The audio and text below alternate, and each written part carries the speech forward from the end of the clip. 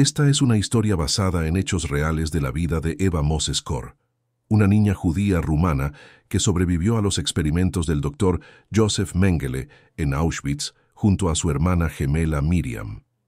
Algunas escenas fueron adaptadas con fines narrativos y dramáticos. Si estas historias te tocan el corazón, quédate aquí.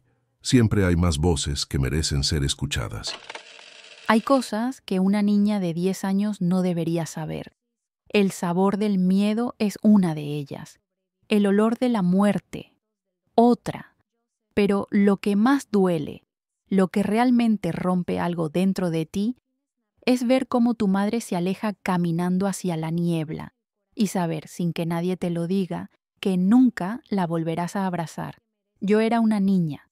Jugaba con muñecas, me peleaba con mis hermanas por la última galleta, soñaba con ser maestra. Pero todo eso murió una mañana de verano, cuando las puertas del tren se abrieron y el aire entró como un puñetazo, denso, amargo, mezclado con ceniza. Auschwitz. Ni siquiera sabía qué significaba esa palabra. 30 minutos. Eso fue lo que tardó mi vida en dividirse en dos, el antes y el después. El mundo donde existían abrazos y el mundo donde solo quedaba sobrevivir. Me aferré a la mano de Miriam, mi gemela, mi espejo, mi otra mitad. No sabíamos por qué nos separaron de los demás. No sabíamos que ser idénticas acababa de salvarnos y condenarnos. Porque en ese lugar ser especial no era un regalo, era una sentencia. Un hombre de bata blanca nos miró como si fuéramos ratones de laboratorio. Sonrió, y yo sentí por primera vez en mi vida que mi cuerpo ya no me pertenecía. Esta es mi historia. La historia de dos niñas que entraron al infierno tomadas de la mano y salieron del otro lado, rotas pero vivas. No la cuento para que sientan lástima.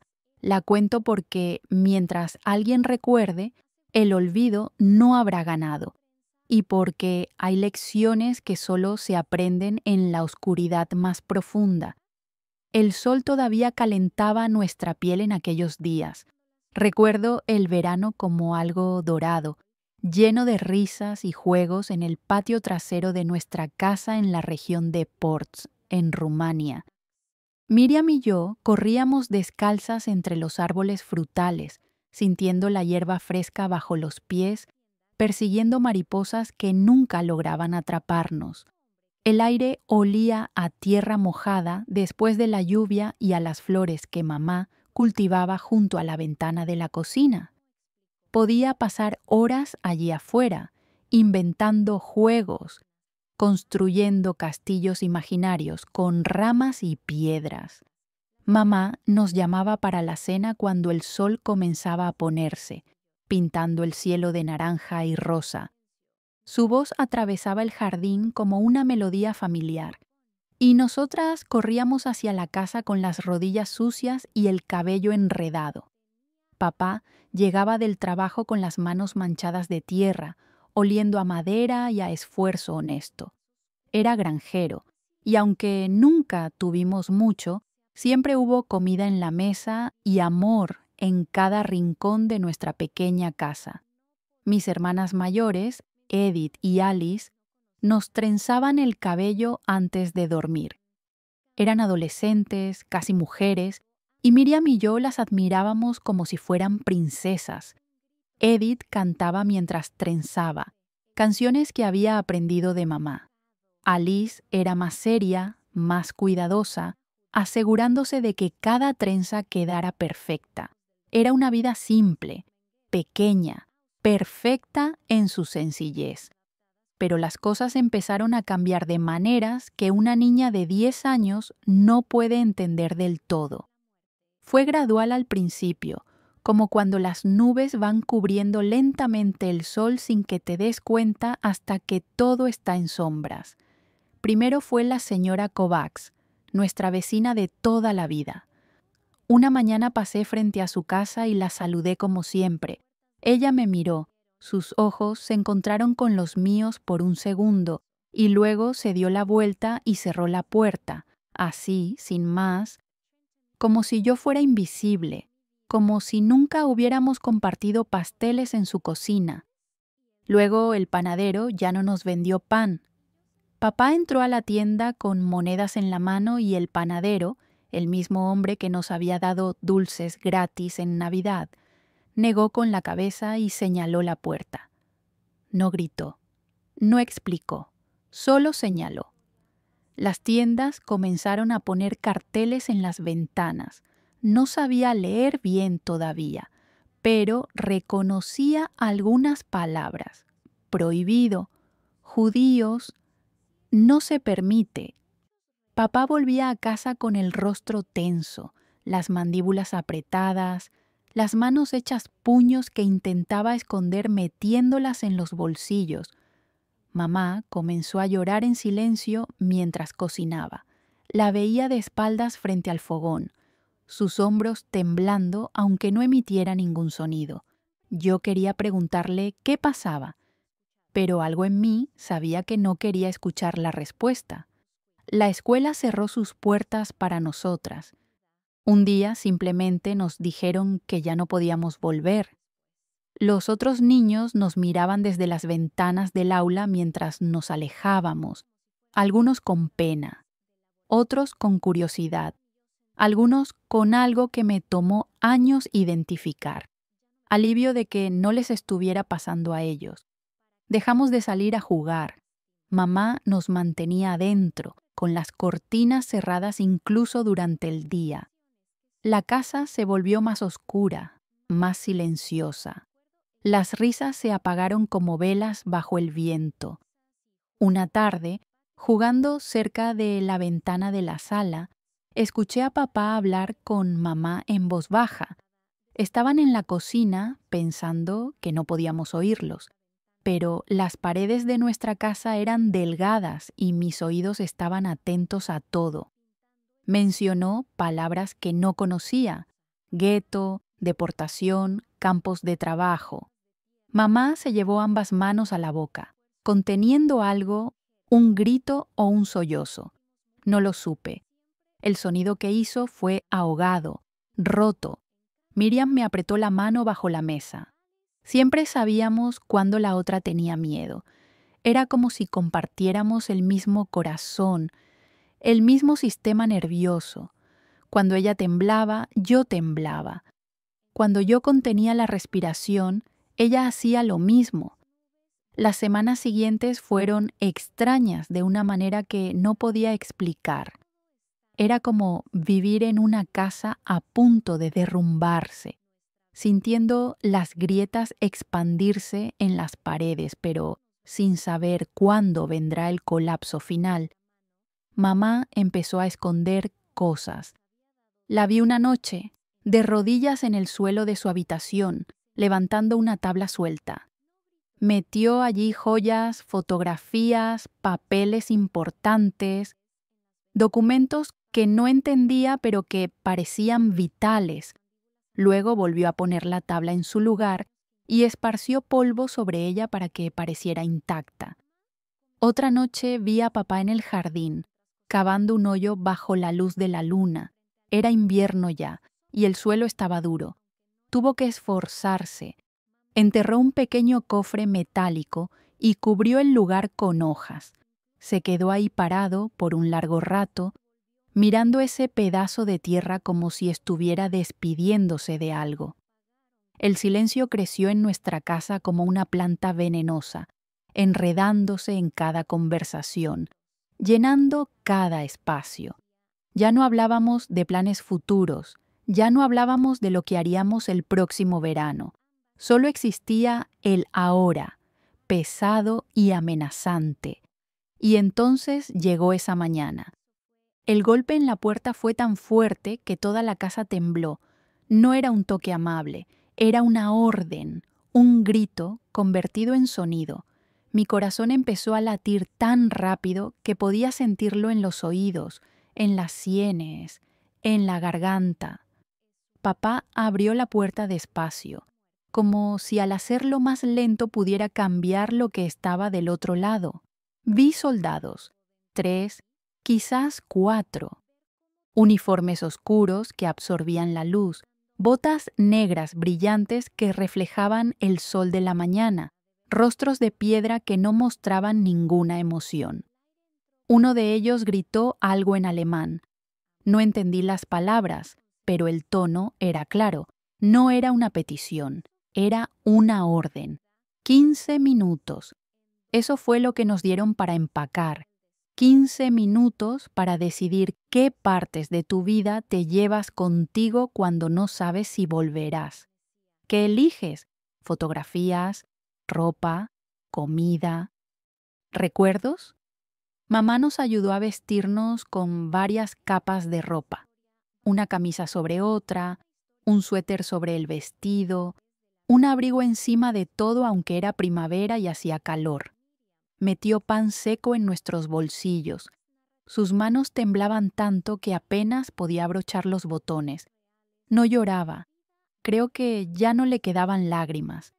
Papá cargó una maleta pequeña, solo una. Miró alrededor de nuestra casa, ese lugar donde habíamos crecido, donde cada rincón guardaba una memoria.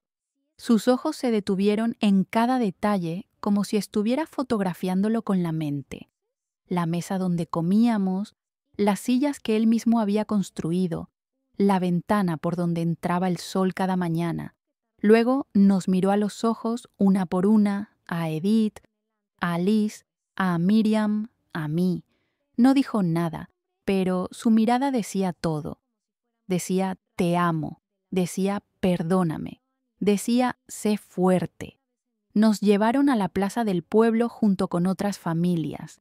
Había cientos de personas allí, quizás miles, familias enteras con maletas y bolsas, ancianos que apenas podían caminar, bebés llorando en brazos de madres desesperadas. El sol brillaba con una intensidad cruel, indiferente al horror que se desarrollaba bajo su luz. Vi rostros conocidos en la multitud. El zapatero que nos había hecho zapatos, la maestra que nos había enseñado a leer, familias con las que habíamos compartido fiestas y celebraciones, todos ahora amontonados como ganado, esperando. ¿Esperando qué? No lo sabíamos. Los soldados gritaban órdenes, empujaban a la gente, golpeaban con las culatas de sus rifles a quienes se movían demasiado lento. Un anciano cayó frente a mí. Traté de ayudarlo, pero mamá me jaló hacia atrás, negando con la cabeza. Nos hicieron subir a camiones. El viaje fue corto, pero cada minuto se sentía eterno. Íbamos apretados, sin espacio para respirar, el aire denso con el olor del miedo. Miriam apretaba mi mano tan fuerte que me dolía. Pero no le pedí que aflojara. Ese dolor era real, tangible, y me recordaba que todavía estaba viva. Cuando bajamos, vi algo que nunca había visto antes. Un tren inmenso, con vagones de madera que parecían cajas, con puertas corredizas como las que usaban para transportar animales.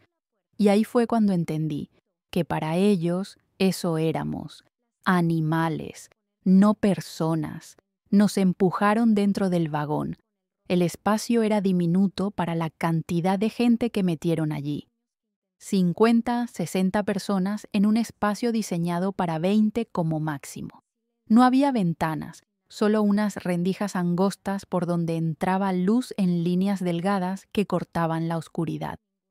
El olor me golpeó como una pared. Sudor, orina, miedo, convertido en un olor físico que se pegaba a tu piel y a tu ropa. Traté de respirar por la boca, pero el aire era tan denso que cada respiración se sentía como tragar agua sucia. Miriam y yo nos apretujamos contra mamá, que nos rodeaba con sus brazos intentando crear un escudo contra algo que no podía detener. Papá estaba cerca, de pie porque no había espacio para sentarse, con una mano en el hombro de mamá. Las puertas se cerraron con un golpe metálico que resonó en mi pecho como un tambor fúnebre. El tren comenzó a moverse. No sé cuántos días viajamos, 2, 3, 4, perdí la cuenta. El tiempo dejó de tener significado. Solo existía el calor sofocante durante el día que te hacía sudar hasta que no quedaba líquido en tu cuerpo, y el frío brutal por las noches que te hacía temblar hasta que los dientes te castañeaban. La sed era lo peor. Una sed que te quemaba la garganta, te secaba la lengua, te hacía pensar en agua con cada respiración. Había un cubo en la esquina para las necesidades, pero se llenó el primer día y el olor se volvió insoportable. La gente empezó a morir. Simplemente se desplomaban, sus cuerpos cediendo bajo el peso del calor, la sed, la desesperación. Morían de pie porque no había espacio para caer. Sus cuerpos quedaban ahí, sostenidos por la presión de los vivos. Miriam y yo nos turnábamos para dormir apoyadas en el hombro de la otra. Mamá nos daba sus raciones de agua, las pocas gotas que había, aunque le rogábamos que bebiera.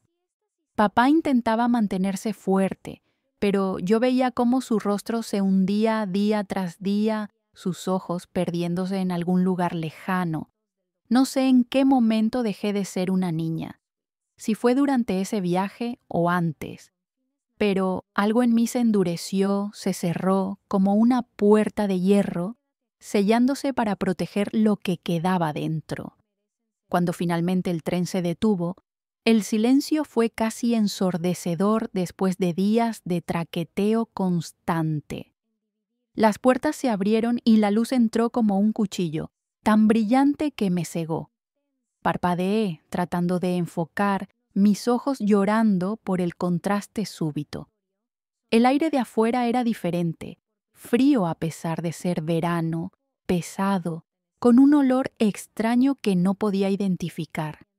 Algo químico mezclado con algo dulzón, enfermizo, que me revolvió el estómago vacío. Nos empujaron fuera del vagón. Mis piernas apenas me sostenían después de días sin usarlas. Caí sobre mis rodillas en el suelo de grava. El dolor fue agudo, pero también fue un alivio. Significaba que todavía podía sentir. Miré alrededor, tratando de entender dónde estábamos. Vi torres de vigilancia altísimas con reflectores apuntando hacia abajo. Vi alambradas que se extendían hasta donde alcanzaba la vista, tan altas que parecían tocar el cielo. Vi edificios bajos de ladrillo rojo y vi chimeneas, muchas chimeneas, todas escupiendo humo gris que se mezclaba con las nubes, y vi el letrero. 3 palabras que no significaban nada para mí en ese momento, pero que se grabarían en mi alma para siempre. Arbeit macht frei. El trabajo te hace libre. Mentira. La primera de muchas.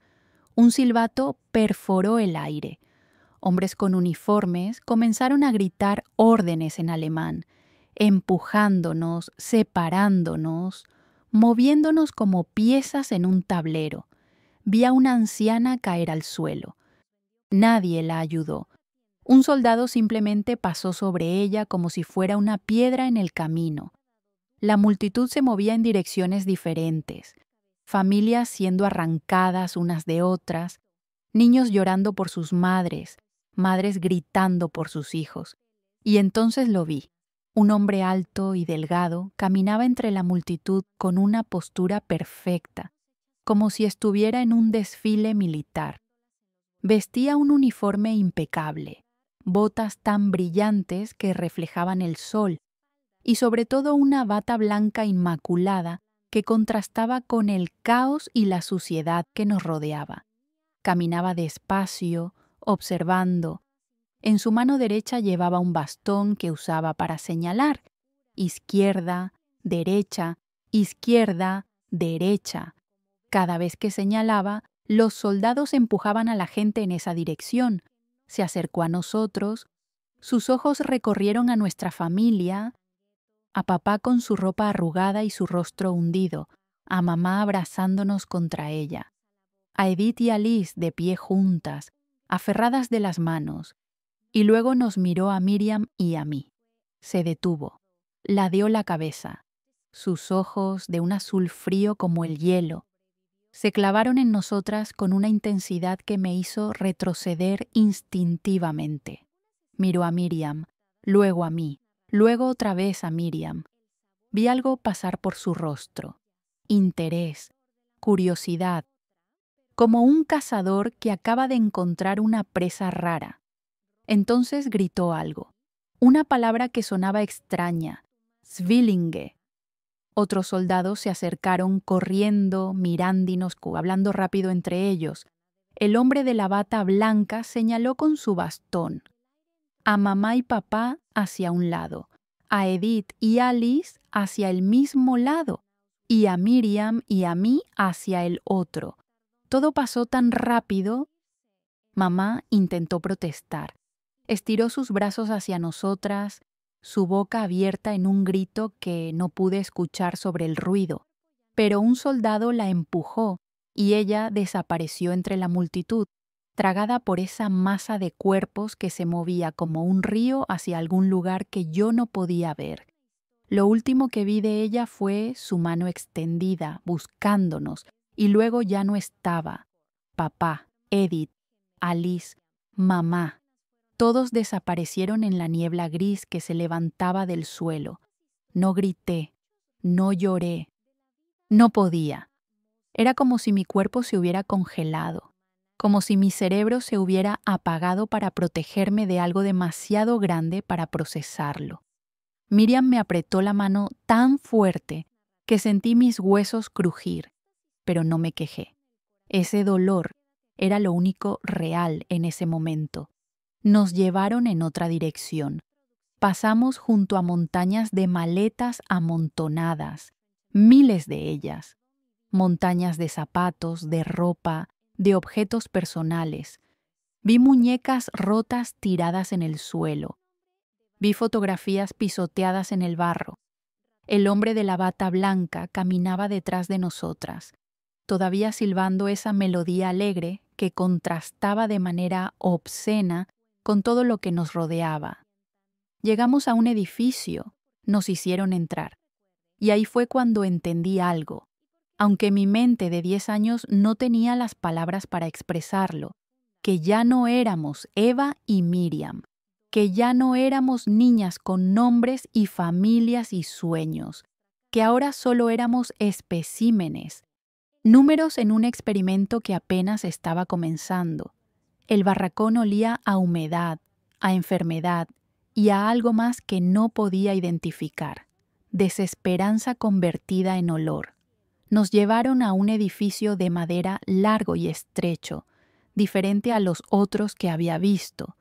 Las paredes eran del mismo color gris apagado que todo en ese lugar, como si incluso los colores hubieran renunciado a existir. Adentro había literas que se apilaban hasta el techo, 3 o 4 niveles de tablas de madera sin colchones ni mantas. Pero lo más extraño era que había niños, solo niños, algunos muy pequeños, de 5 o 6 años, otros adolescentes. Todos nos miraron cuando entramos, pero sus ojos estaban vacíos, como ventanas de casas abandonadas. Nadie sonrió. Nadie saludó, solo nos miraron con esa expresión que aprendería a reconocer, la mirada de quienes ya han visto demasiado. Una mujer con un delantal sucio y manchado nos señaló una litera en el nivel medio. No habló, no dio explicaciones, solo señaló y se fue. Miriam y yo nos subimos juntas, nuestros cuerpos automáticamente buscándose el uno al otro. La madera estaba fría y áspera, llena de astillas que se clavaban en la piel. No había sábanas, no había almohadas, solo esa tabla desnuda que sería nuestra cama. Me acosté de lado, mirando a Miriam. Ella me devolvió la mirada. Sus ojos, idénticos a los míos, estaban llenos de preguntas que ninguna de las dos podía responder. ¿Dónde está mamá? ¿Vendrán por nosotras? ¿Qué es este lugar? No hablamos, Las palabras parecían inútiles. Esa noche no dormí. Me quedé despierta mirando el techo de madera, escuchando los sonidos del barracón, respiraciones irregulares, sollozos ahogados, el crujir de las literas cuando alguien se movía.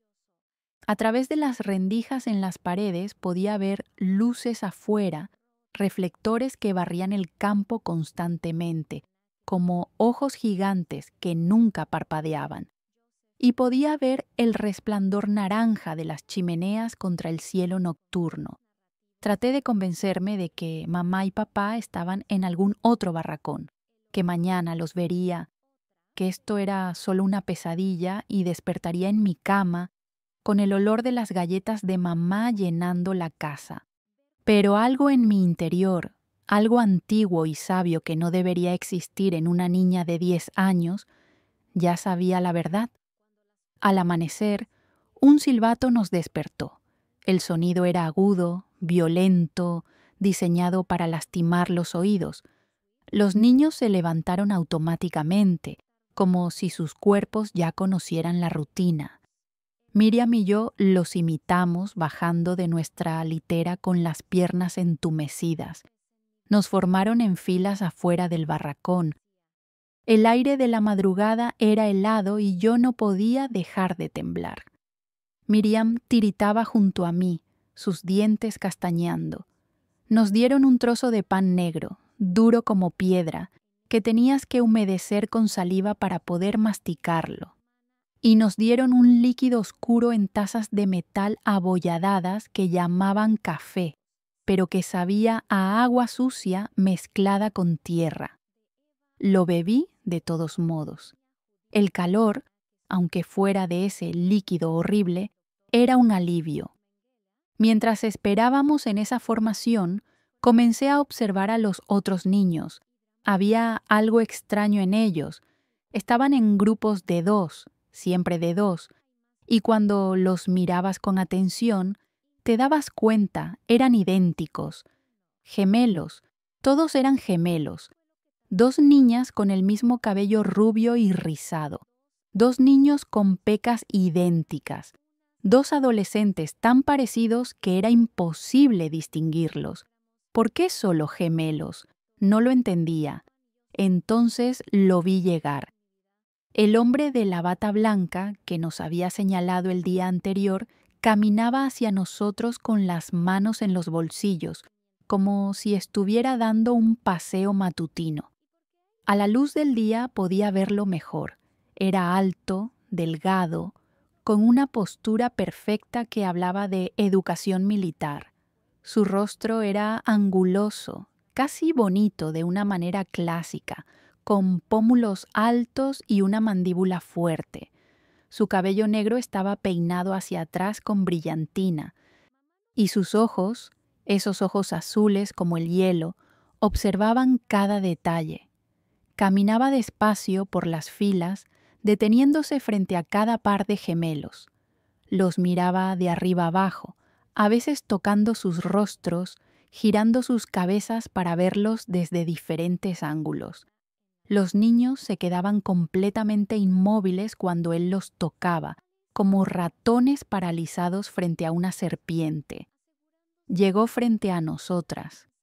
Me obligué a mantener la mirada al frente, a no mirarlo a los ojos, pero podía sentir su presencia, podía oler su colonia cara que contrastaba grotescamente con el olor a muerte que impregnaba todo lo demás. Se detuvo. Sentí su mirada sobre mí pesada como una mano física. Luego miró a Miriam. Sonrió. Era una sonrisa pequeña, casi amable, que no llegaba a sus ojos. Dijo algo en alemán a uno de los guardias y siguió caminando.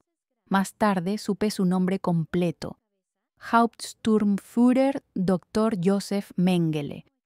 Algunos de los niños mayores lo llamaban tío Mengele, como si eso pudiera hacerlo menos aterrador. Pero yo nunca pude llamarlo así, porque los tíos te protegen, los tíos te quieren, y ese hombre no sentía nada parecido al amor. Los días siguientes, se convirtieron en una rutina que era a la vez predecible y aterradora. Cada mañana, después del pan negro y el café horrible, nos llevaban a un edificio diferente.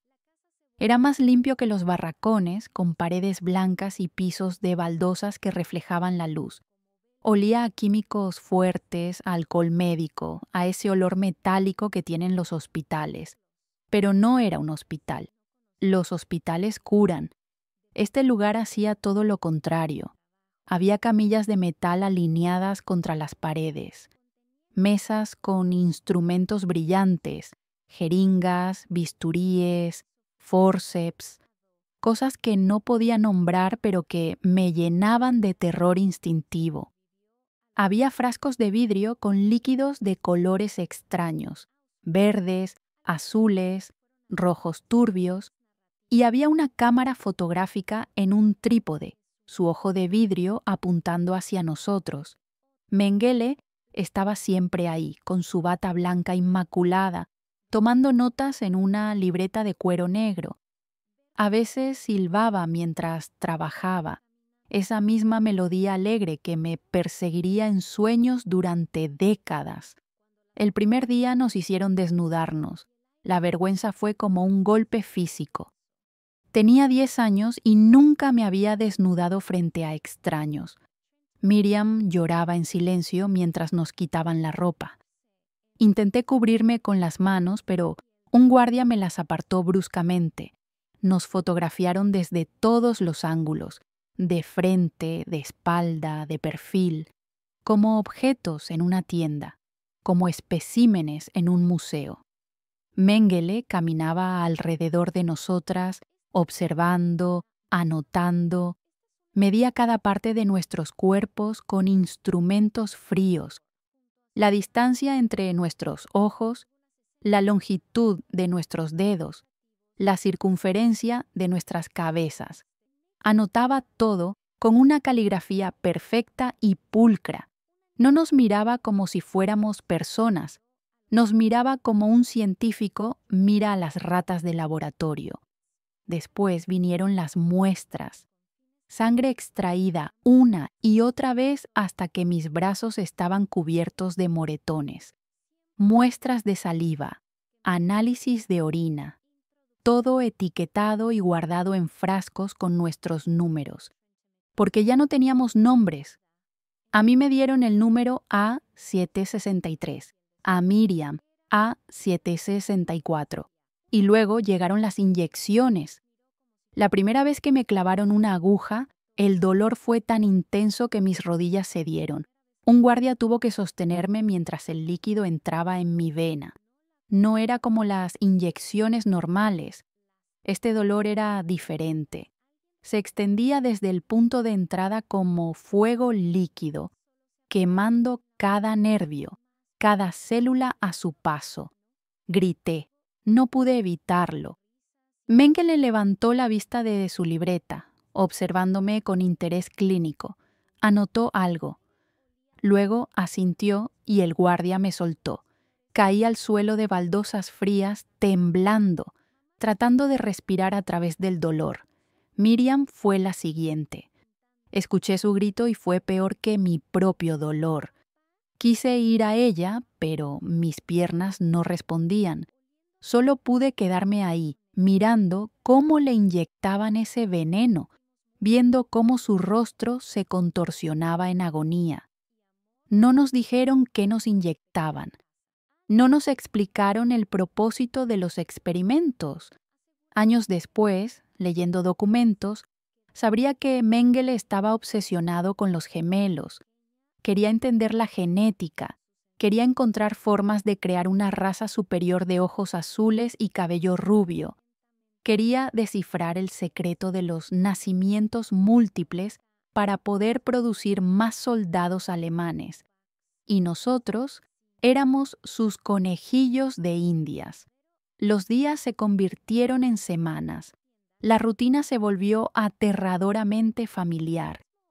Despertar con el silbato, el pan negro, la formación, el edificio blanco con olor a químicos, las inyecciones, las pruebas, las mediciones interminables, pero había algo más, algo que hacía nuestra situación aún más retorcida.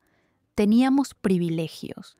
A diferencia de los otros prisioneros, podíamos conservar nuestro cabello. Mientras veíamos a mujeres siendo rapadas al llegar, nosotras manteníamos nuestras trenzas. Podíamos conservar nuestra ropa, aunque estaba cada vez más sucia y rasgada. Recibíamos un poco más de comida, a veces una papa extra, a veces un pedazo de salchicha que sabía a cartón, pero que era más que lo que tenían otros. Estos privilegios nos hacían especiales, pero el precio que pagábamos por ellos era nuestros cuerpos, nuestra salud, nuestra humanidad. Comencé a conocer a los otros gemelos. Había 2 hermanas de Polonia, de unos 8 años, que se aferraban la una a la otra todo el tiempo. Había gemelos húngaros de mi edad, 2 niños que habían sido separados de sus padres igual que nosotras. Había adolescentes, niños pequeños, bebés gemelos en brazos de prisioneras asignadas a cuidarlos. Todos compartíamos la misma mirada, una mezcla de confusión, terror y esa horrible resignación que viene cuando te das cuenta de que nadie va a salvarte. Una noche, acostada en nuestra litera, Miriam comenzó a llorar. No era un llanto fuerte, solo lágrimas silenciosas que rodaban por sus mejillas. La abracé, sintiendo sus costillas bajo mi brazo, más prominentes cada día. En ese momento tomé una decisión. No la dije en voz alta, pero la sentí cristalizarse en mi pecho como algo sólido e inquebrantable. Iba a protegerla. No importaba qué, Miriam iba a sobrevivir. Ambas íbamos a sobrevivir. Porque perderla a ella sería perder la última parte de mí que aún era humana. Los experimentos se volvieron más invasivos. Un día nos inyectaron algo que hizo que mi visión se volviera borrosa durante horas. Otro día fue algo que me dio fiebre tan alta que deliraba, viendo a mamá en las sombras del barracón, llamándome. Vi cosas que ningún niño debería ver.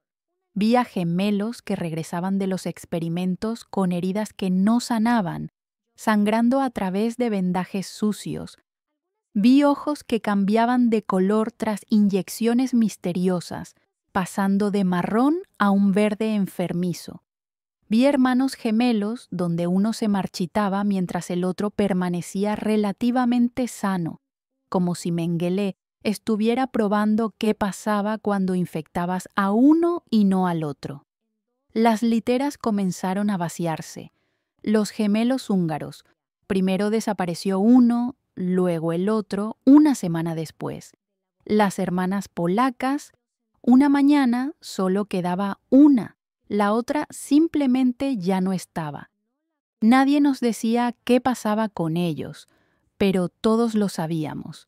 El humo de las chimeneas nunca se detenía. Un día, después de un experimento particularmente brutal, Miriam no podía caminar. Tuvo que apoyarse en mí todo el camino de regreso al barracón. Esa noche su cuerpo ardía con fiebre.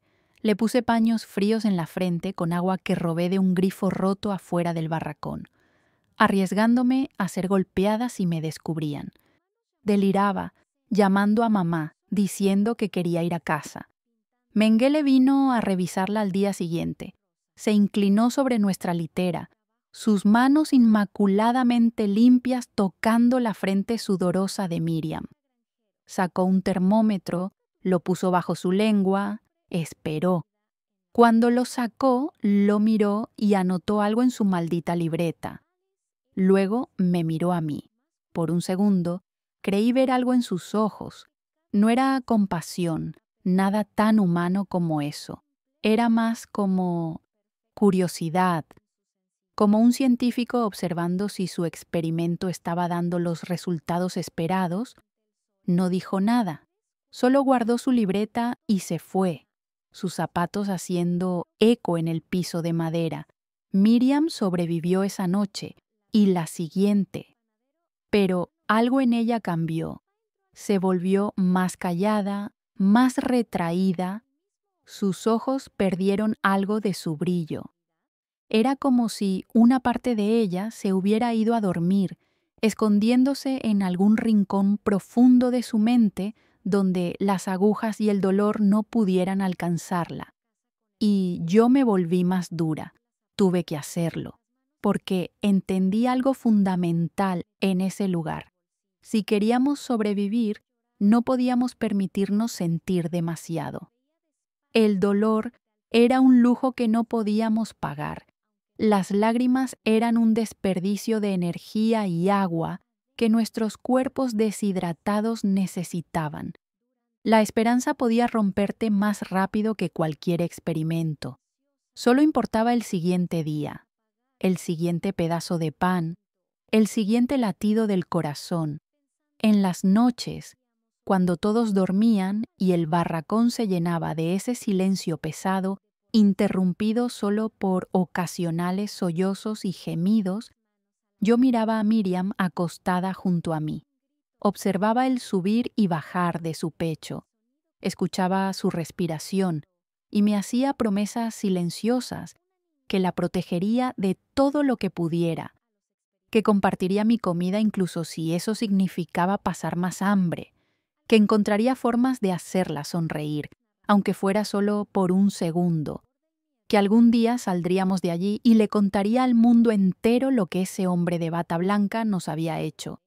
Pero había días, muchos días, en los que esas promesas sonaban como fantasías imposibles, días en los que el humo de las chimeneas era tan denso que oscurecía el sol del mediodía, días en los que el olor dulzón y enfermizo se metía tan profundo en tu garganta que no podías sacarlo por más que tosieras, días en los que veías vagones de tren llegar al campo llenos de personas con maletas y esperanzas, y los veías salir vacíos horas después.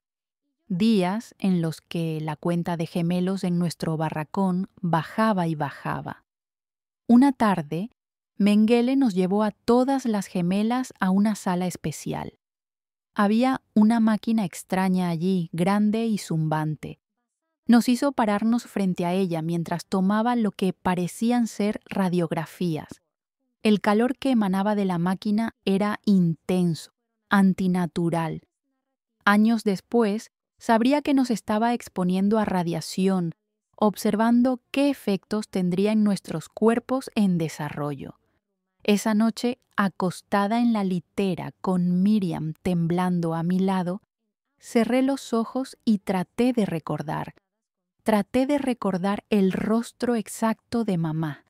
¿Tenía una peca en la mejilla izquierda o derecha? ¿Cómo sonaba exactamente su risa? ¿Qué canción cantaba cuando nos trenzaba el cabello?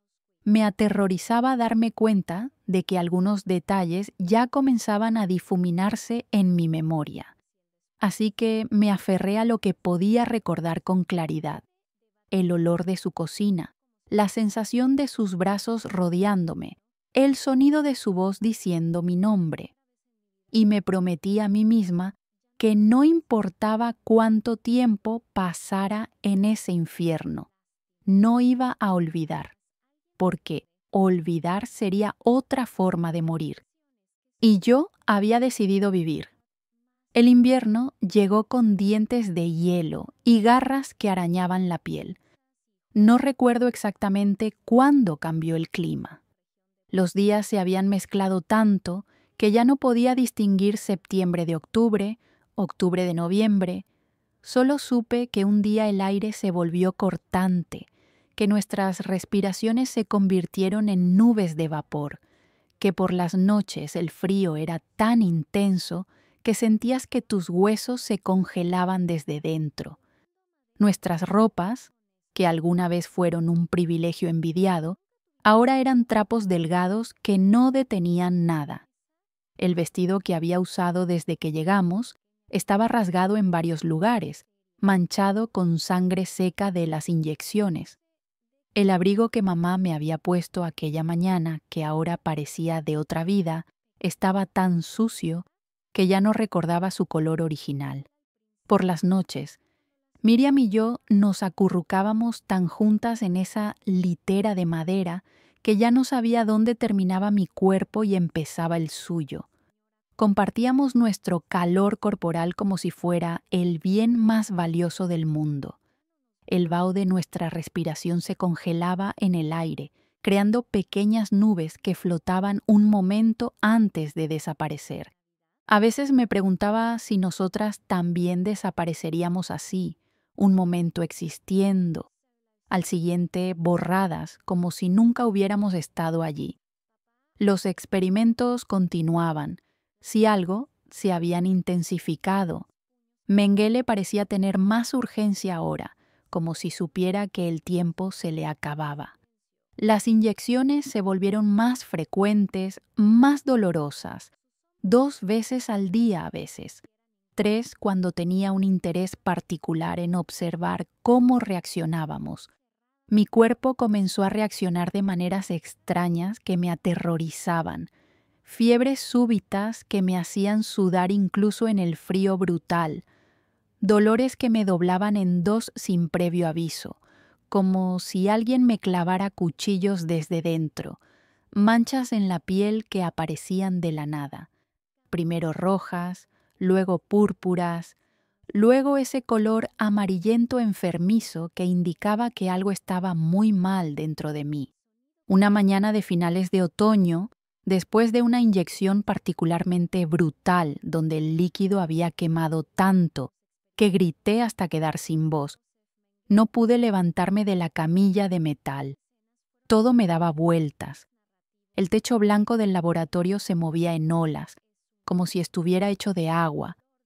Las voces a mi alrededor sonaban distorsionadas, estiradas, como si alguien hubiera ralentizado el mundo. Escuché a Mengele hablando en alemán, sus palabras precisas y clínicas. Escuché a los guardias responder. Traté de enfocar mi vista, pero solo veía manchas de color. Traté de moverme, pero mis brazos y piernas no respondían a las órdenes de mi cerebro. Era como estar atrapada dentro de mi propio cuerpo, consciente pero completamente sin control. Alguien me cargó. Sentí brazos ásperos bajo mis rodillas y mi espalda, el olor a sudor y tabaco del guardia. El movimiento hizo que todo girara más rápido. Cerré los ojos, pero eso solo empeoró las cosas. Me dejaron caer en nuestra litera.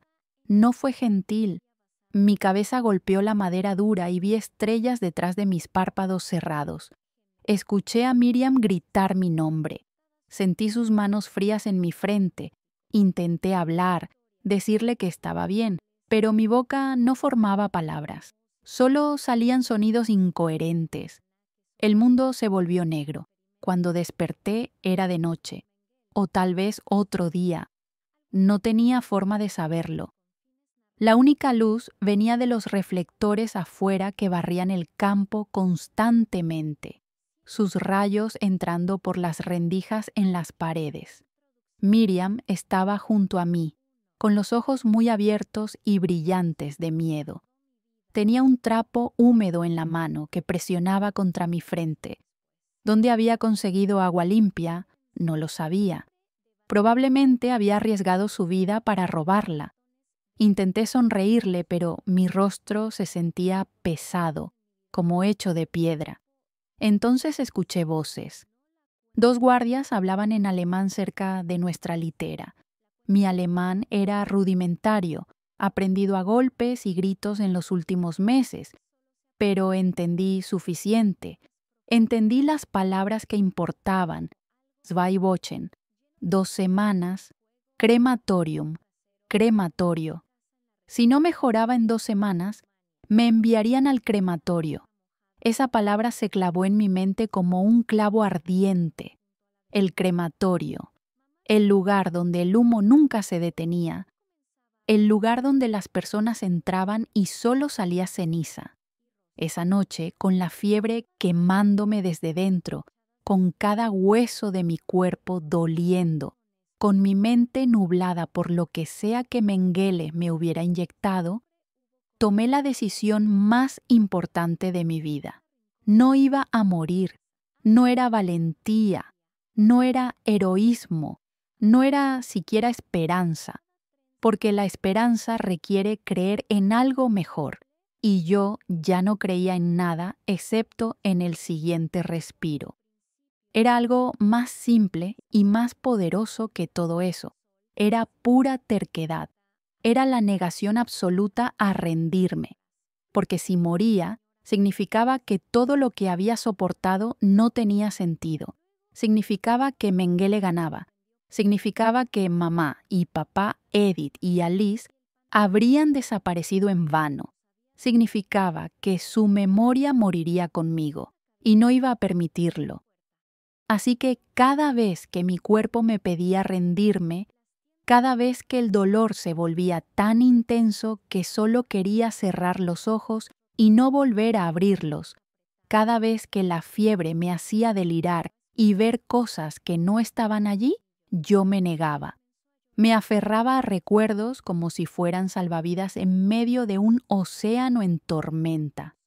El sabor de las galletas de mamá, dulces y crujientes, el sonido de la risa de mis hermanas cuando jugábamos en el jardín, la sensación del sol en mi piel en aquellos veranos dorados que ahora parecían de otra vida, de otro mundo. Los convocaba con tanta fuerza que casi podía sentirlos reales, casi podía oler las flores del jardín de mamá. Casi podía escuchar a papá silbando mientras trabajaba. Casi. Miriam se convirtió en mi ancla. Me traía agua en secreto, arriesgando ser golpeada si la descubrían. Me obligaba a comer aunque cada bocado me doliera, aunque mi estómago se rebelara, aunque quisiera escupir ese pan negro que sabía a aserrín. Me contaba historias inventadas sobre lo que haríamos cuando saliéramos. Tendremos una casa con un jardín enorme, susurraba en la oscuridad, con manzanos y perales, con flores por todas partes, rosas rojas y amarillas, girasoles tan altos como árboles. Y comeremos hasta reventar, comeremos todo lo que queramos, pasteles y pan fresco y sopa caliente, y dormiremos en camas mullidas con sábanas limpias que huelen a lavanda. Yo cerraba los ojos y trataba de ver ese jardín, trataba de sentir esas sábanas limpias.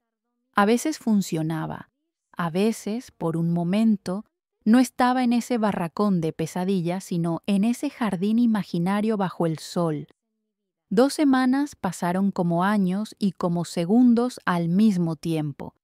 El tiempo se había vuelto elástico, estirándose y contrayéndose de maneras que no seguían ninguna lógica.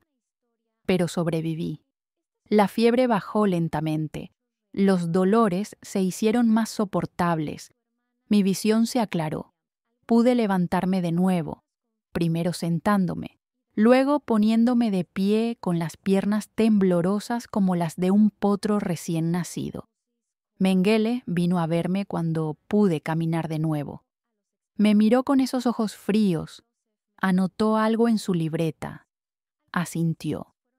Era como si estuviera satisfecho de que su experimento hubiera sobrevivido. Cuando pude levantarme de nuevo, cuando pude formar fila con los otros gemelos, cuando pude someterme a más inyecciones y más pruebas, algo en mí había cambiado fundamentalmente. Ya no era la niña que había entrado en ese tren. Esa niña había muerto en algún momento durante esas 2 semanas de fiebre y delirio. En su lugar había algo diferente, más dura, más oscura, pero también más fuerte. Comencé a observar todo con nuevos ojos, a aprender las reglas invisibles de ese lugar, a entender qué guardias eran menos crueles, en qué momentos podías moverte sin ser visto, qué rincones estaban menos vigilados. Aprendí a caminar cerca de las paredes, a no hacer contacto visual, a volverme invisible cuando era necesario y visible solo cuando convenía. Aprendí el lenguaje silencioso de la supervivencia, y aprendí que la resistencia no siempre es un acto heroico y visible. A veces es algo más pequeño, más silencioso, pero igual de poderoso. Compartía mi ración de pan con los niños más pequeños, esos gemelos de 5 y 6 años que lloraban por sus madres. Les daba la mitad de mi trozo, aunque mi estómago gruñera en protesta, porque mantenerlos vivos era una forma de resistir. Robaba trapos limpios cuando podía y los usaba para limpiar las heridas infectadas de otros gemelos. Pequeños actos de cuidado en un lugar diseñado para destruir toda humanidad. Contaba historias en voz baja antes de dormir, historias de héroes y finales felices, historias de personas que enfrentaban monstruos y ganaban, mentiras hermosas que nos recordaban que alguna vez creímos en cosas buenas. Había una niña en nuestro barracón, una gemela de Polonia llamada Hanna. Su hermana había muerto hacía semanas, llevada en la noche y nunca de vuelta. Desde entonces, Hanna se estaba apagando como una vela. No comía, no hablaba. Solo miraba la pared con ojos muertos que parecían ver algo que nosotros no podíamos ver. Una noche me senté junto a ella en el piso frío del barracón. No dije nada. No traté de forzarla a hablar o comer. Solo me quedé ahí, en silencio, mi hombro tocando el suyo, dejándole saber sin palabras que no estaba sola, que alguien la veía, que alguien se preocupaba. Después de un largo rato, ella apoyó su cabeza en mi hombro. Sentí sus lágrimas mojando mi vestido sucio. No dije nada, solo me quedé ahí, siendo testigo de su dolor porque era lo único que podía hacer. A veces la resistencia no es luchar, es simplemente negarse a desaparecer, es mantenerse humano en un lugar diseñado para convertirte en un número, en un objeto, en nada. Los días se mezclaban unos con otros en una repetición interminable. Perdí la noción del tiempo completamente. ¿Cuántos meses llevábamos allí? ¿3? ¿4? ¿5? Los números dejaron de importar. Solo existía el ahora, el siguiente respiro, el siguiente latido, el siguiente amanecer que no estaba segura de ver. Los experimentos se volvieron más invasivos, más extraños. Un día nos inyectaron algo que hizo que mi visión se volviera borrosa durante horas, viendo todo a través de una niebla amarillenta. Otro día, fue algo que me dio espasmos musculares tan violentos que me mordí la lengua hasta sangrar. Otro día nos sumergieron en agua helada para ver cuánto tiempo podíamos soportarlo antes de perder la conciencia. Mengele observaba todo con esa mirada clínica, anotando cada detalle, cada reacción, cada momento de agonía como si fuera datos en un experimento científico fascinante. Y tal vez para él lo era. Tal vez nos veía como piezas de un rompecabezas que estaba tratando de resolver. El rompecabezas de la genética, de la herencia, de cómo crear seres humanos superiores. Nunca lo sabremos completamente porque destruyó la mayoría de sus notas antes de huir. Vi cosas que ningún niño debería ver. Vi a gemelos que regresaban de los experimentos con heridas que supuraban pus verde, el olor de infección llenando el barracón. Vi ojos que cambiaban de color tras inyecciones en el globo ocular. Un procedimiento tan doloroso que los gritos duraban horas. Vi hermanos gemelos, donde uno era sometido a enfermedades y el otro usado como control, observando cómo uno se marchitaba mientras el otro se mantenía relativamente sano. Las literas continuaban vaciándose. Los gemelos húngaros ya no estaban. Las hermanas polacas desaparecidas.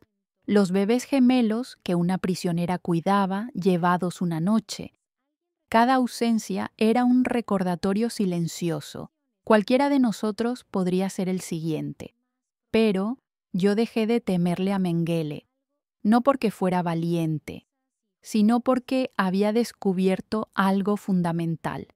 Él podía controlar mi cuerpo, pero no mi mente.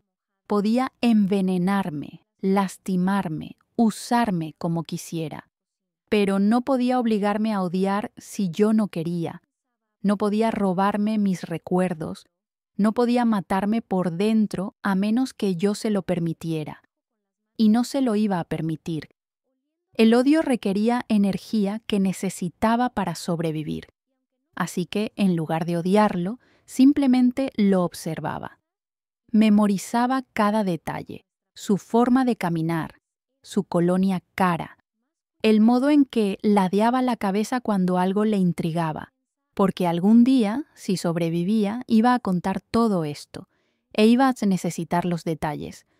Una tarde de principios de primavera, cuando los primeros rayos tímidos de sol comenzaban a calentar el aire helado, estaba sentada en el suelo del barracón con Miriam y otros niños gemelos.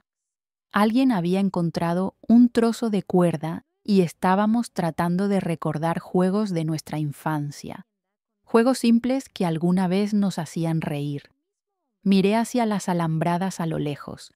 El sol se ponía detrás de ellas, pintando el cielo de naranja y rojo y púrpura. Era hermoso de una manera que parecía obscena en ese lugar de muerte. ¿Cómo se atrevía el cielo a ser hermoso aquí? Miriam siguió mi mirada. Nuestros ojos se encontraron. En ese momento no lo dije en voz alta, pero ambas pensamos lo mismo. Lo sentí como si fuera mi propio pensamiento resonando entre nosotras. Algún día cruzaremos esas alambradas, algún día caminaremos libres, y cuando ese día llegara, cuando nuestros pies tocaran suelo libre, el mundo sabría lo que pasó aquí. Porque los muertos no pueden contar historias, pero nosotras todavía estábamos vivas, y mientras respiraras, mientras tu corazón latiera, había una posibilidad, no de felicidad, no de justicia. Esas palabras habían perdido significado, pero había una posibilidad de testimonio, de memoria, de asegurarse de que los nombres de los que murieron no fueran olvidados. Y eso era suficiente para seguir respirando un día más. El invierno de 1944 a 45 fue diferente a todo lo anterior. Algo estaba cambiando en el campo. Lo sentías en el aire, en la tensión que vibraba como una cuerda de violín a punto de romperse. Los guardias estaban nerviosos, mirando por encima del hombro constantemente. Gritaban más rápido, golpeaban con más violencia, como animales heridos que saben que el cazador se acerca. Los adultos en el campo susurraban cuando creían que nadie escuchaba.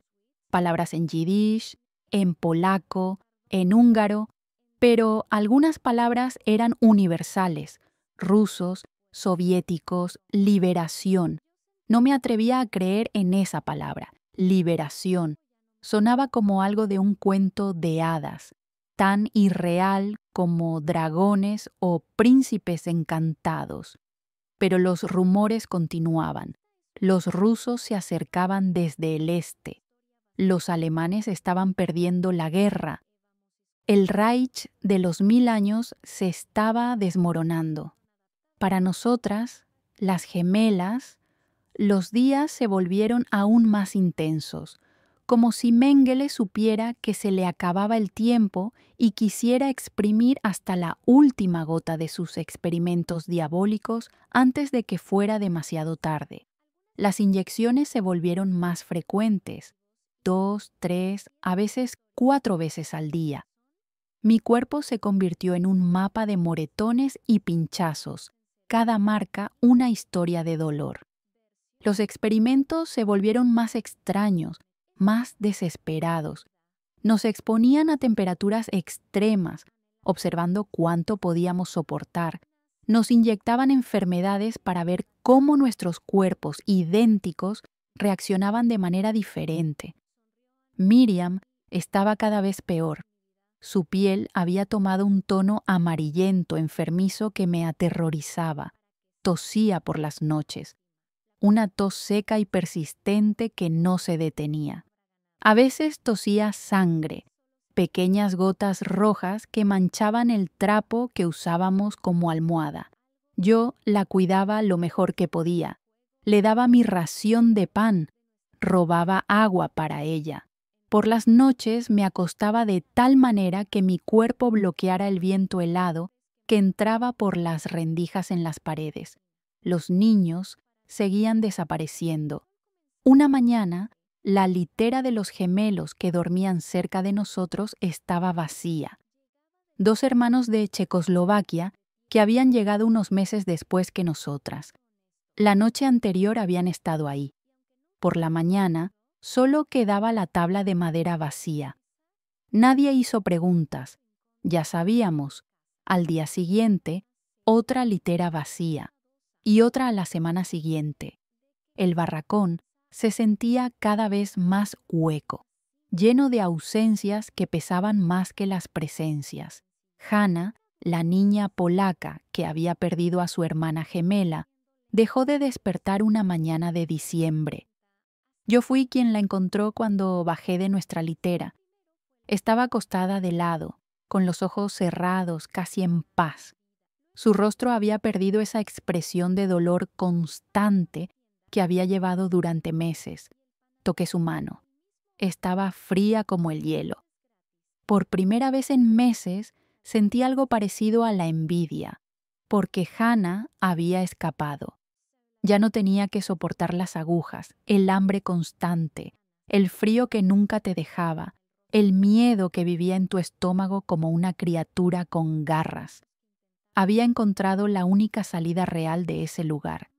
Pero luego miré a Miriam, todavía dormida en nuestra litera, su respiración superficial pero constante, y la envidia se convirtió en determinación renovada. No íbamos a tomar esa salida, íbamos a encontrar otra. El campo entero parecía estar desmoronándose. Las chimeneas trabajaban sin parar ahora, 24 horas al día, escupiendo humo negro que oscurecía el sol incluso al mediodía. El olor era insoportable, denso como una pared física que golpeaba tu garganta. Ya no podías escapar de él. Se metía en tu ropa, en tu cabello, en tu piel. Te lo tragabas con cada respiración. Los guardias estaban cada vez más nerviosos y crueles. Gritaban por cualquier cosa, golpeaban sin razón. Miraban constantemente hacia el este, hacia donde supuestamente se acercaban los rusos. Y entonces, una noche de mediados de enero, escuchamos algo nuevo, explosiones, lejanas al principio, como truenos distantes en el horizonte. Pero cada noche se acercaban más. El suelo temblaba levemente bajo nuestros cuerpos. Las ventanas del barracón vibraban. Las luces del campo parpadeaban. Los niños nos mirábamos unos a otros en la oscuridad, con los ojos muy abiertos. No nos atrevíamos a hablar, pero todos pensábamos lo mismo. ¿Sería verdad? ¿Alguien venía finalmente? ¿O esto era solo otra forma de tortura? Darnos esperanza para luego arrebatarla. Mengele seguía apareciendo cada mañana, pero algo en él había cambiado. Ya no llevaba su bata blanca impecable. A veces llegaba con la ropa arrugada, con ojeras profundas bajo sus ojos. Su cabello ya no estaba perfectamente peinado hacia atrás. Había perdido esa pulcritud obsesiva que lo había caracterizado. Los experimentos continuaban, pero con menos cuidado, como si ya no importara si sobrevivíamos o no, como si estuviera apurándose para recolectar los últimos datos antes de que todo se acabara. Una mañana nos despertó el sonido de camiones. Miramos por las rendijas en las paredes y vimos soldados alemanes cargando cajas, papeles, archivos. Los metían en camiones que partían con urgencia, dejando nubes de polvo. Vimos barriles de metal donde quemaban documentos, pilas y pilas de papeles alimentando las llamas, la evidencia de lo que habían hecho aquí, convertida en ceniza igual que sus víctimas. Mengele estaba ahí, supervisando. Lo vi quemar su preciosa libreta de cuero negro, esa donde anotaba cada detalle de sus experimentos, donde había registrado cada una de nuestras agonías con su caligrafía perfecta. Sentí una mezcla extraña de alivio y rabia. Alivio, porque esa evidencia de mi dolor ya no existiría. Rabia, porque sin esos registros, ¿cómo probaríamos lo que nos habían hecho? Esa noche, Miriam estaba tan débil que apenas podía sentarse. Su respiración era superficial, entrecortada, con un sonido sibilante que me aterrorizaba. Había estado vomitando todo el día, un líquido amarillento amargo que no tenía nada que ver con comida porque casi no comíamos. Me acosté junto a ella, abrazándola, tratando de darle mi calor aunque yo misma estaba helada. Sentía cada hueso de su cuerpo contra el mío. Éramos como dos esqueletos vestidos de piel. Cerré los ojos y, por primera vez en meses, recé. No sabía si Dios podía escucharme en ese lugar. No sabía si quedaba algo sagrado en un mundo que permitía tal horror. Había visto demasiado, sufrido demasiado, para creer en un Dios benevolente que cuidaba de sus hijos. Pero recé de todos modos, porque cuando no te queda nada más, cuando todas las otras opciones se han agotado, te aferras incluso a las cosas en las que ya no crees. Recé por Miriam, por los niños que ya no estaban, por mamá y papá, donde quiera que sus almas estuvieran. Recé por tener la fuerza para sobrevivir un día más, solo uno más. Las explosiones se escuchaban más cerca cada noche. Podíamos ver los destellos en el cielo, como relámpagos rojos y naranjas contra la oscuridad. El suelo temblaba más fuerte, los edificios crujían. Los guardias empezaron a desaparecer. Primero unos pocos, luego más, simplemente se iban, abandonando sus puestos. Las torres de vigilancia comenzaron a estar vacías. El orden rígido del campo se estaba desmoronando. Una mañana, Mengele llegó por última vez. Estaba diferente, nervioso, apurado. Nos miró a todas las gemelas formadas como siempre, pero su mirada había perdido ese interés científico. Ahora solo veía miedo. Dijo algo en alemán a los guardias y se fue. Sus zapatos brillantes haciendo eco por última vez en ese edificio de pesadilla. No volvimos a verlo. Los días siguientes fueron caóticos. Ya no había rutina, no más formaciones, no más experimentos. Los guardias que quedaban parecían no saber qué hacer con nosotros. Algunos nos miraban con algo parecido a la vergüenza, otros con odio, como si fuéramos nosotros quienes les habíamos hecho algo. La comida dejó de llegar regularmente. Pasábamos días sin recibir nada. Luego aparecía una olla de sopa aguada que todos nos peleábamos por conseguir una cucharada. Los niños más pequeños lloraban constantemente. Los que quedábamos tratábamos de cuidarlos. Pero, ¿cómo cuidas a alguien cuando tú misma te estás muriendo? Y entonces llegó esa mañana. La mañana en que no sonó el silbato. Esperamos en nuestras literas confundidas. Siempre sonaba el silbato al amanecer. Era la única constante en ese lugar de locura. Pero ese día solo había silencio. Un silencio tan profundo que dolía los oídos. Lentamente, con miedo de que fuera una trampa, algunos de los niños mayores se asomaron por las puertas del barracón. Yo me arrastré hasta una rendija en la pared y miré afuera. Las torres de vigilancia estaban vacías. No había guardias a la vista. Los reflectores estaban apagados por primera vez desde que había llegado. Durante horas no supimos qué hacer. Salíamos, nos quedábamos. ¿Era una trampa para dispararnos si intentábamos escapar? Nos quedamos en el barracón esperando, temblando de frío y miedo y algo que no me atrevía a nombrar todavía. Y entonces, alrededor del mediodía, escuchamos motores, diferentes a los camiones alemanes, más ruidosos, más toscos, con un sonido grave que hacía vibrar el suelo. Escuché voces gritando en un idioma que no era alemán, sonidos de botas corriendo. Más gritos. Me arrastré hasta la puerta del barracón, con Miriam apoyada en mi hombro.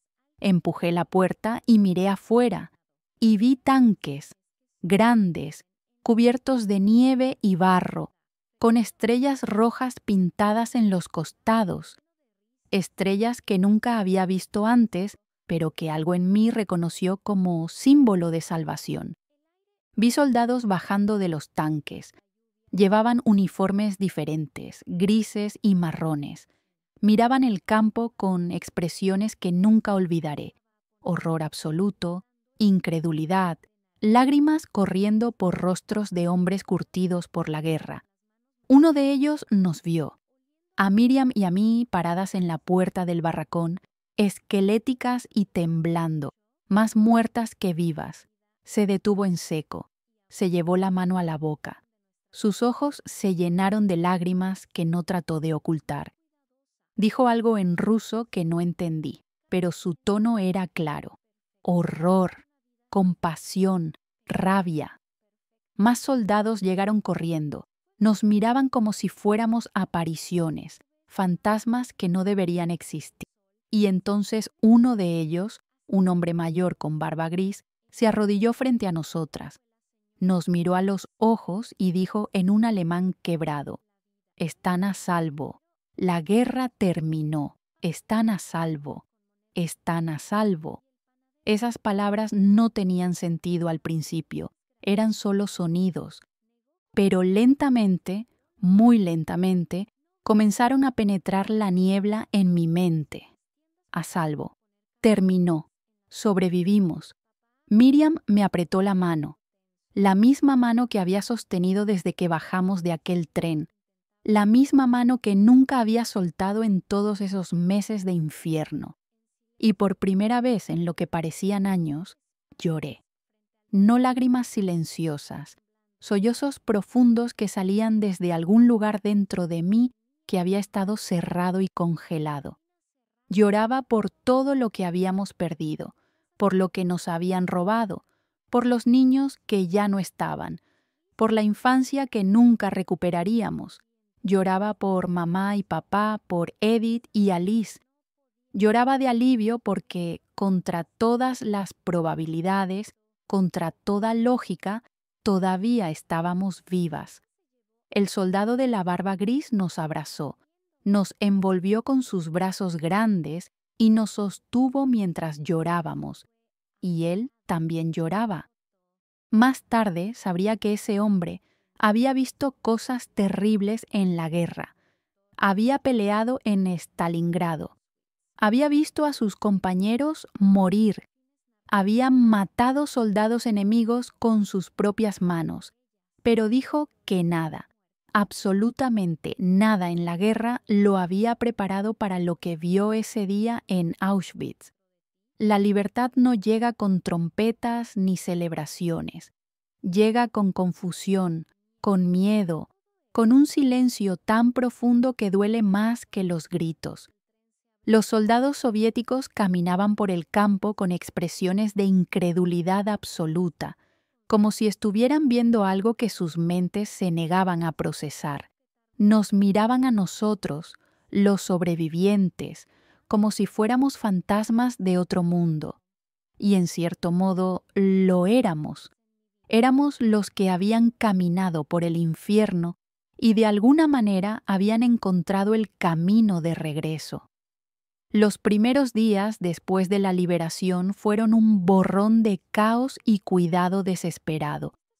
Los soldados trajeron comida, pan blanco, sopa caliente, chocolate, pero nuestros estómagos, encogidos por meses de inanición, no podían manejarla. Muchos niños enfermaron violentamente. Algunos murieron incluso después de ser liberados, porque sus cuerpos ya no podían recuperarse del daño. La ironía cruel de sobrevivir al infierno solo para morir cuando llegaba la salvación. Miriam estaba tan débil que tuvieron que llevarla a una enfermería improvisada que los soviéticos establecieron en uno de los edificios. Médicos militares con caras serias la examinaron, negando con la cabeza, murmurando entre ellos en ruso. Me negué a separarme de ella. Cuando intentaron llevarme a otro lugar, me aferré a la camilla donde la habían acostado y grité. No eran gritos de palabras, solo sonidos primitivos de terror. Porque después de todo lo que habíamos pasado, después de nunca soltarnos las manos, no iba a perderla ahora. Un médico, una mujer con ojos cansados pero amables, finalmente cedió. Me dejó dormir en el suelo junto a la camilla de Miriam. Me dio una manta áspera del ejército que olía a naftalina. Era la cosa más suave que había sentido en meses. Esa noche, acostada en ese piso frío pero libre, desperté cada hora para asegurarme de que Miriam seguía respirando. Ponía mi mano cerca de su nariz y boca, sintiendo el aliento tibio, contando cada exhalación como si fueran perlas preciosas. Los días siguientes fueron un desfile de médicos, enfermeras, personas de organizaciones de ayuda con uniformes de la Cruz Roja, todos intentando ayudar, todos mirándose con expresiones de impotencia, porque ¿cómo ayudas a alguien que ha visto lo imposible? ¿Cómo curas heridas que van más allá del cuerpo? Nos preguntaban nuestros nombres, de dónde veníamos, si teníamos familia, y yo respondía automáticamente, pero las palabras sonaban huecas, como si viniera de otra persona. Eva Moses, número A763, Rumania. Mi hermana gemela Miriam, número A764. Mi familia... No sabía cómo terminar esa frase. Cuando tuve fuerzas suficientes, comencé a buscar. Caminaba por los barracones llenos de sobrevivientes, mirando cada rostro, buscando algo familiar. Preguntaba a todos los que encontraba. Mostraba sus nombres escritos en un papel arrugado que un soldado me había dado. Jaffa Moses, Alexander Moses, Edith Moses, Alice Moses. Nadie los había visto. Había listas, interminables listas de nombres escritas con mano temblorosa pegadas en las paredes de los edificios, listas de sobrevivientes, listas de los que habían sido llevados a otros campos, listas de los muertos que habían sido identificados. Busqué en cada lista. Recorrí cada nombre con mi dedo. Mamá, papá, Edith, Alice, no estaban en las listas de sobrevivientes, y lentamente, como el amanecer después de la noche más larga, la verdad comenzó a filtrarse en mi conciencia. Las cámaras de gas, el humo de las chimeneas, el olor dulzón que nos había perseguido todos esos meses. Entendí finalmente qué era ese olor. Era el olor de la gente que amábamos convertida en ceniza. Mamá y papá nunca salieron de ese andén. Edith y Alice tampoco. 30 minutos. Eso fue todo el tiempo que tardaron en dejar de existir. Mientras Miriam y yo éramos llevadas al barracón de gemelos, mientras nos fotografiaban y medían y marcaban con números, ellos ya no estaban, ya eran humo, ya eran ceniza esparcida sobre ese campo maldito. Cuando finalmente acepté la verdad, cuando ya no pude esconderme detrás de la esperanza inútil, Miriam y yo nos abrazamos y lloramos hasta que no quedaron lágrimas. Lloramos por ellos, por nosotras, por todo lo que habíamos perdido y nunca recuperaríamos. Lloramos por la familia que alguna vez fuimos, 6 personas alrededor de una mesa, compartiendo pan y historias. Ahora solo quedábamos dos mitades rotas de un espejo que nunca volvería a ser completo. En las semanas siguientes, comenzó el largo proceso de intentar reconstruir vidas desde cenizas. Nos trasladaron a un orfanato en Polonia, luego a otro en Rumania. El mundo estaba lleno de huérfanos en ese entonces, niños sin padres, padres sin hijos, familias destrozadas por la guerra. Aprendimos a caminar de nuevo en un mundo que ya no tenía alambradas, pero que tampoco se sentía seguro. Cada ruido fuerte nos hacía saltar. Cada uniforme, sin importar de qué país, nos hacía temblar. Cada sirena, cada alarma, nos hacía buscar lugares para escondernos. Las pesadillas venían cada noche. Soñaba con la bata blanca de Mengele, con sus ojos fríos, con el dolor de las inyecciones, con el sonido del silbato. Despertaba gritando, bañada en sudor, con Miriam abrazándome en la oscuridad diciéndome que estaba a salvo, que había terminado, pero nunca terminaba realmente, no en nuestras mentes. Los años pasaron como en niebla.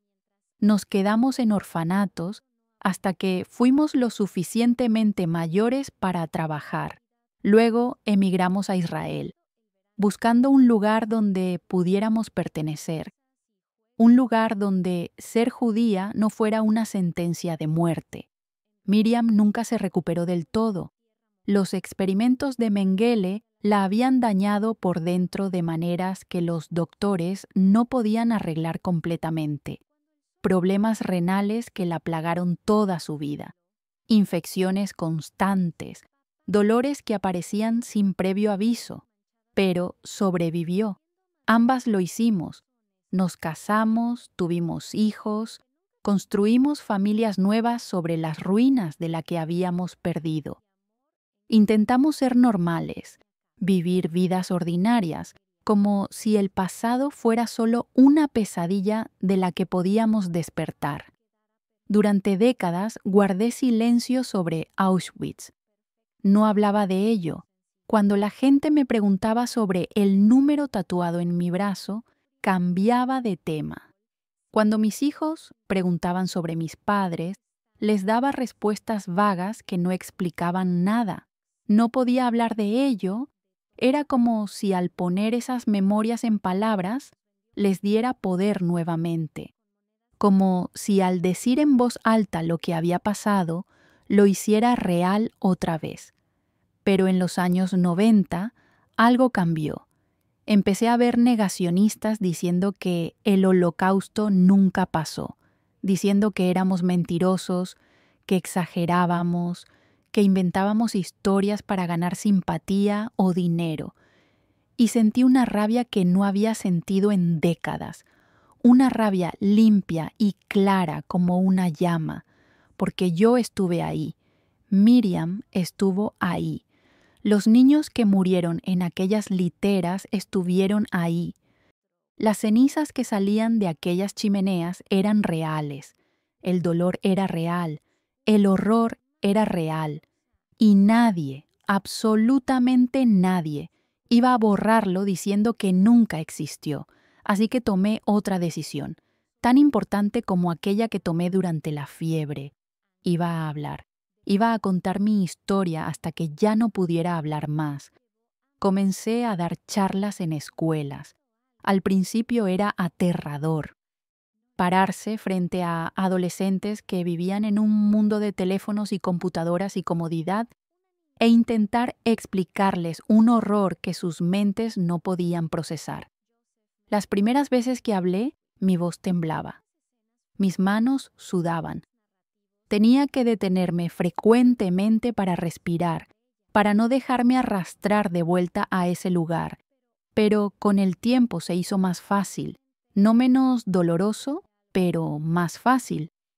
Encontré maneras de contar la historia que hacían que la gente escuchara. Mostré las cicatrices, mostré documentos, mostré fotografías, hablé de Mengele, de los experimentos, de los gemelos que no sobrevivieron, Hablé de mamá siendo arrancada de mis brazos. Hablé del frío y el hambre y las inyecciones que quemaban como fuego. Y descubrí algo. Al hablar, les daba voz a los que ya no podían hablar. Al contar mi historia, contaba también la historia de Hannah, de los gemelos húngaros, de todos esos nombres que el mundo nunca conocería. Mi testimonio se convirtió en el de ellos también. Entonces, hice algo que nadie esperaba, algo que muchas personas no pudieron entender. En 1995, 50 años después de mi liberación, escribí una carta de perdón. Perdoné a los nazis, perdoné a Mengele, aunque ya estaba muerto. Perdoné a todos los que habían participado en esa maquinaria de muerte. La gente pensó que estaba loca. Me llamaron traidora. Me dijeron que no tenía derecho a perdonar en nombre de los que habían muerto. Me preguntaron cómo podía perdonar lo imperdonable, pero ellos no entendían. No lo hice por los nazis, lo hice por mí, porque había cargado con un odio tan pesado durante 50 años que me estaba destruyendo desde dentro. Ese odio se había convertido en un segundo Auschwitz en mi corazón, uno que yo misma había construido y del cual no podía escapar. Entendí que el perdón no era decir que lo que hicieron estaba bien, no era excusar o justificar o minimizar. El perdón era liberarme del poder que aún tenían sobre mí. Era tomar de vuelta mi vida. Mengele me quitó mi infancia, me quitó a mi familia, me quitó mi inocencia, me llenó de cicatrices que nunca desaparecerían, pero no iba a permitirle quitarme una cosa más, mi paz. El perdón fue mi acto final de resistencia, mi manera de decir, sobreviví a ti. Y no solo sobreviví, prosperé. Construí una vida, tuve familia, sentí amor y alegría, y tú no vas a envenenar ni un día más de mi existencia. Miriam apoyó mi decisión, aunque para ella fue más difícil. Los daños en su cuerpo eran recordatorios constantes. El dolor físico hacía más difícil soltar el dolor emocional. En 2093, sus riñones finalmente fallaron. Necesitaba un trasplante. Sin dudarlo, me ofrecí. Éramos gemelas idénticas. Era una compatibilidad perfecta. La cirugía fue exitosa. Le di a Miriam uno de mis riñones, igual que habíamos compartido todo desde el momento en que nacimos. Pensé que le había dado años más, décadas quizás, pero en 2095 Miriam murió. Los daños causados por Mengele finalmente fueron demasiado. Su cuerpo ya no podía seguir luchando, y cuando se fue, sentí que una parte de mí moría con ella. Éramos dos mitades de un todo. Habíamos sobrevivido juntas. Habíamos sufrido juntas.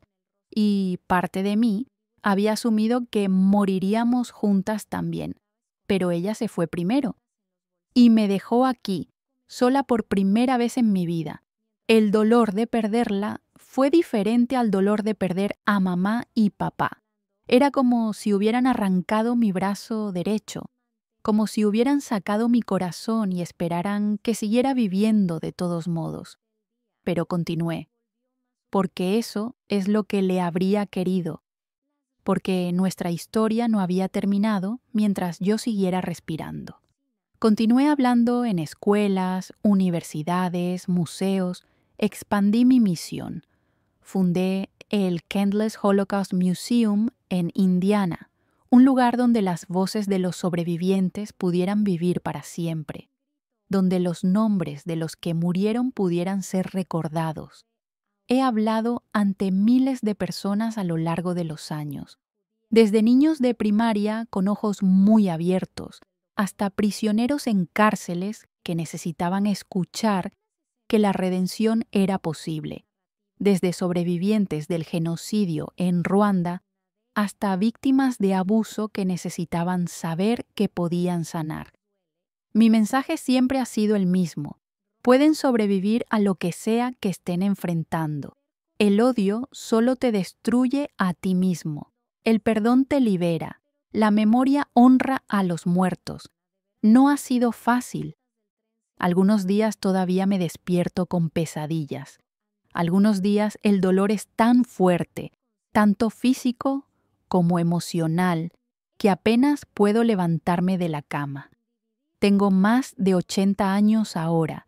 Mi cuerpo lleva las marcas de lo que me hicieron, las cicatrices de las inyecciones, los problemas de salud que nunca desaparecieron, el número tatuado que todavía está en mi brazo como un recordatorio permanente.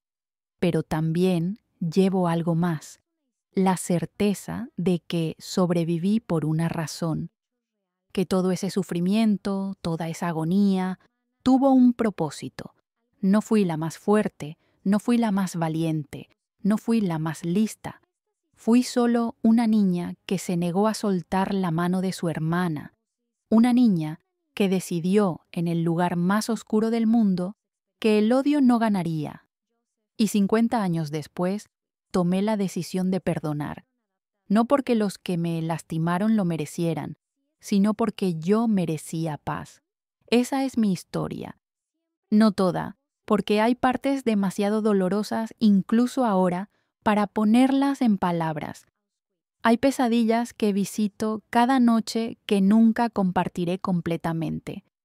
Pero he compartido suficiente para que el mundo sepa, para que nadie pueda decir que nunca pasó, para que los nombres de mamá y papá, Edith y Alice y todos los otros que se perdieron en el humo no sean olvidados, porque mientras alguien recuerde, mientras alguien cuente sus historias, no habrán muerto completamente.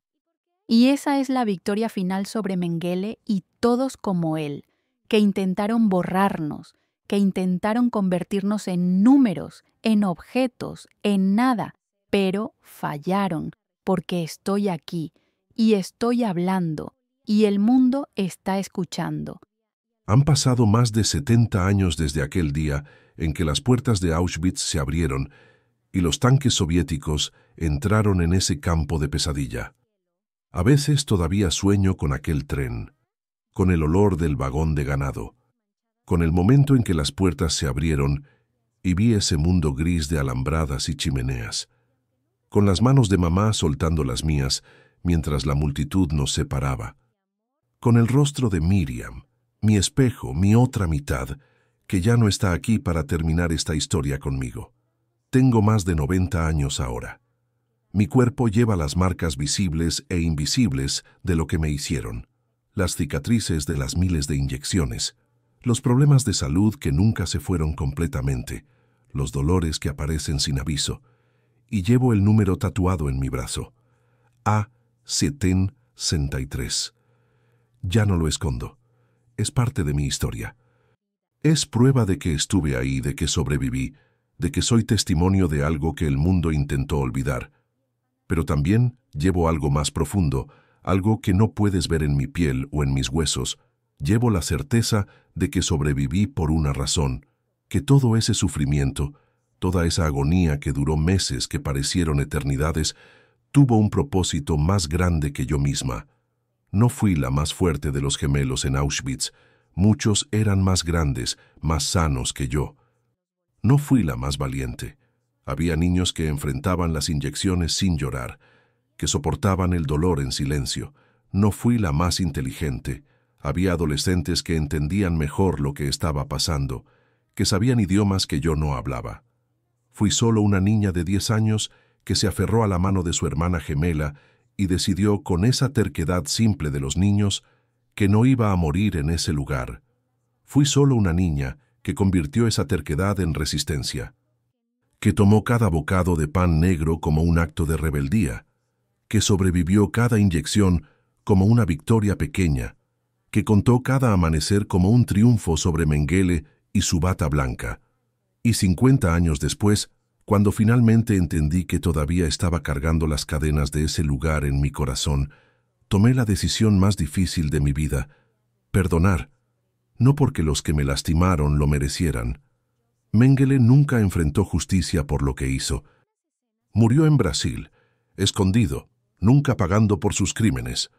Los guardias que nos golpeaban, los soldados que separaban a las familias, la mayoría nunca fueron juzgados. Perdoné porque yo merecía paz, porque merecía vivir el resto de mi vida sin que ellos siguieran envenenándome desde sus tumbas. Esa es la lección más importante que puedo compartir contigo. Estés pasando por lo que estés pasando, puedes sobrevivir. El trauma no tiene que definirte. El odio no tiene que consumirte. Puedes elegir sanar. No será fácil. Habrá días en los que querrás rendirte. Habrá noches en las que las pesadillas te persigan. Habrá momentos en los que el dolor sea tan intenso que olvidarás cómo se siente estar bien. Pero si dos niñas pudieron salir con vida del infierno, tomadas de la mano, negándose a ser rotas completamente, tú también puedes enfrentar lo que te espera. No tienes que ser extraordinario, solo tienes que ser terco. Tienes que decidir cada mañana que vas a respirar un día más, que vas a poner un pie delante del otro, que no vas a dejar que lo que te lastimó tenga la última palabra. Esta fue mi historia, la historia de las gemelas de Auschwitz, la historia de Eva y Miriam Moses, dos niñas judías de Rumania que sobrevivieron al doctor Joseph Mengele, al hambre, al frío, a las inyecciones envenenadas, a la pérdida de todo lo que amaban. Pero más que eso, es la historia de lo que el amor y la determinación pueden hacer incluso cuando todo parece perdido. Es la historia de dos hermanas que se negaron a soltarse las manos incluso cuando el infierno intentaba separarlas. Es la historia de una decisión de perdonar que liberó a una mujer de 50 años de odio. Es la historia de la memoria como arma contra el olvido. Si esta historia te conmovió, te pido algo. No por mí, que ya he vivido una vida larga y he contado mi historia miles de veces, sino por los que nunca pudieron contarla, por los niños cuyos nombres se perdieron en el humo, por las familias que fueron borradas como si nunca hubieran existido, por los gemelos que no sobrevivieron a los experimentos. Cuéntala, compártela, asegúrate de que la próxima generación sepa lo que pasó, porque el olvido es peligroso. Cuando olvidamos la historia, corremos el riesgo de repetirla. Y hay algo más que quiero que sepas, algo que he aprendido en mis más de 90 años en este planeta. El bien finalmente triunfa. No siempre de la manera que esperamos, no siempre cuando lo queremos, pero triunfa. Hitler y su Reich de 1000 años duraron solo 12. Mengele pasó el resto de su vida escondido, perseguido por sus crímenes. Los guardias que pensaban que eran invencibles terminaron viejos y asustados, mirando por encima del hombro. Mientras que yo, la niña número A763, que se suponía que moriría en una camilla de experimentos, viví para ver a mis hijos crecer, para abrazar a mis nietos, para construir un museo que honra la memoria de los que perdimos. Viví para ver el mundo cambiar, para ver a Alemania enfrentar su pasado, para ver surgir museos y monumentos que aseguran que nunca olvidaremos, para ver a nuevas generaciones aprender sobre el Holocausto y prometer que nunca permitirán que algo así vuelva a pasar. Esa es mi victoria final. No sobre Mengele, que está muerto y no puede ser alcanzado por ninguna justicia terrenal, sino sobre el olvido, sobre el silencio, sobre la oscuridad, porque mientras yo respire, mientras mi voz pueda contar esta historia, mientras haya alguien dispuesto a escuchar, la memoria vive. Y mientras la memoria viva, ellos no murieron en vano. Mamá, papá, Edith, Alice, todos los nombres que nunca conoceré, pero que llevaré en mi corazón, no los olvidaré. El mundo no los olvidará, porque yo estoy aquí, y estoy contando su historia junto con la mía. Gracias por escuchar, gracias por recordar, y por favor, nunca olvides, porque el olvido mata 2 veces, primero a la persona, luego su memoria, y nosotros no permitiremos que eso pase. Mientras alguien recuerde, mientras alguien cuente estas historias, la oscuridad no habrá ganado del todo, y eso, al final, es suficiente.